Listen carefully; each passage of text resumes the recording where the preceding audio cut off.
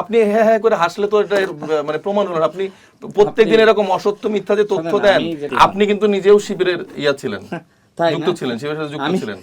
আমি তো দাবি করছি না, আমি তো এক দফার দাবি করছি না। আপনি ফোন দেন।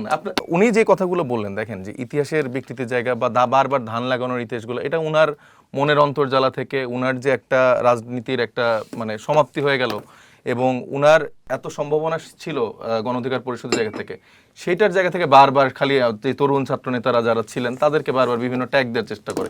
যেভাবে তিনি ইতিহাস বিকৃতি করছেন, এটা আসলেই মানে সুন্দর না। কারণ তিনি এখন একটা দায়িত্বশীল পদে আছেন, দায়িত্বশীল পদে বসে সরকারের গুরুত্বপূর্ণ বিষয়গুলো নিয়ে আলাপ আলোচনাটাই আমরা মনে করি যে এটা উচিত। কিন্তু সেটা না করে তিনি প্রতিদিনই দেখা যাচ্ছে যে এরকম বিতর্কিত মন্তব্য করে যাচ্ছেন। এবং উনি যেটা বললেন যে জামাতের সাথে জোট বা এই জায়গাটা, হ্যাঁ আমি এটার নিজেও আমি বিরোধিতা করেছি। আমি জামাতের সাথে জোটের বিরোধিতা করেছি, আমি বিএনপির সাথে জোটের বিরোধিতা করেছি। আমার কথা ছিল যে এনসিপি ইলেকশন করবে 300 আসনে এককভাবে, এবং আমাদের মেজরিটির সিদ্ধান্ত এটা ছিল। কিন্তু সেই সময় যে নীল নকশাগুলো করা হচ্ছিল, সেটা মূলত করা হচ্ছিল যে সংস্কারের বিরুদ্ধে, যেই গণভোটের যে গণরায়ের এগুলার বিরুদ্ধে। সেটা যখন আমরা জানতে পারি, এখানে কোনো এই বিএনপি 3টা আসন দিবে না 4টা আসন দিবে, এগুলো নিয়ে কোনো এরকম বার্গেনিং এর জায়গাটা ছিল না। এবং জামাতের সাথে মূলত আমাদের জোটটা এই কারণেই হয়েছে যে তখন আমাদের যে মানে সংস্কারের যে আলাপটা ছিল, সেই জায়গাটা থেকে আমরা একসাথে হয়েছি। মানে আমি তো এখনো জামাতের, আমি তো এখানে বসে সমালোচনা করলাম, আমার অবস্থান তো এখনো, মানে আমি আমার দলের অভ্যন্তরীণ যারা ভুল করছে সেটা আমি এখনো সমালোচনা করি, আমার শরিক জোটের যারা আছে তাদেরও সমালোচনা করছে, বিএনপির করছে, আমি আমার নিজেরও সমালোচনা করি। তো সেই আমাকে যেহেতু বলেছিলেন না, তো যে জামাতের কাছ থেকে ফান্ড নিয়েছিলেন কিনা নির্বাচন করার জন্য? না, জামাতের থেকে কেন ফান্ড নিতে যাবো আমরা? ফান্ড নেন না? না, জামাতের থেকে ফান্ড নিব? আপনি হ্যাঁ হ্যাঁ করে হাসলে তো এটা মানে প্রমাণ হলো না। আপনি প্রত্যেকদিন এরকম অসত্য মিথ্যা যে তথ্য দেন, না না না, আপনি প্রত্যেকদিন এরকম অসত্য মিথ্যা তথ্য দিয়ে হ্যাঁ করে হাসলে তো এটা প্রুভড হচ্ছে না। আপনি বিএনপি থেকে কয় টাকা নিয়ে নির্বাচন করেছেন? আপনি বিএনপি থেকে কয় টাকা দিয়ে নির্বাচন করে তৃতীয় হয়েছেন? সেটা বলেন। হ্যাঁ, আপনি থার্ড হয়েছেন না ইলেকশনে? আমার দল আমাকে ফান্ড দিতে পারে। ইলেকশনে কত হয়েছেন? আমি সেকেন্ড হয়েছি। তো আমি তো এই ক্ষমতাসীন দলের এই ধান লাগাইতে যে থার্ড হই নাই। তো এটা দাঁড়িপাল্লাই তো নিজেকে মাপছেন। আপনি দাঁড়িপাল্লাই বিক্রি করছেন, কিভাবে বলছেন তারা আমাকে টাকা দিচ্ছে? দাঁড়িপাল্লাই আপনি একটা না জেনে বিক্রি করছেন। আপনি একটা না জেনে অসত্য তথ্য কেন বলছেন? আপনি হয়তো বিএনপি থেকে টাকা নিয়ে থার্ড হইতে পারেন ভাই, আমরা জামাতের থেকে টাকা পয়সা নিয়ে এরকম সেকেন্ড ফার্স্ট এটা হইতে যাই।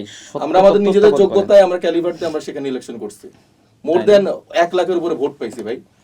অনেক কষ্ট। আচ্ছা মোসাবি, আমার আপনার কাছে না, উনার এই টাইপের অসত্য তথ্য বারবার যে সব জায়গায় দেয় হেসে হেসে, এটা তো আসলে ঠিক না। মোসাবি, করে বলতে আপনার কাছে একটা প্রশ্ন আমার আছে। উনি বিএনপি থেকে টাকা নিয়ে থার্ড হইতে পারেন, কিন্তু ভাই আমাদের তো এই সব তো টাকা বিএনপি আমাকে দিবে, আমি বিএনপি করি না, দিবে না? হ্যাঁ, এটা করবেন না, আপনি আগে থেকেই দেয়। কারণ আপনি যে বিভিন্ন আন্দোলনগুলোকে বিক্রি করতেন, আপনি যে শুনেন, আপনি কিন্তু নিজেও শিবিরের ইয়া ছিলেন, যুক্ত ছিলেন, শিবিরের সাথে যুক্ত ছিলেন। আমি শিবিরে থাকলে তো আপনি তো শিবিরে যুক্ত ছিলেন।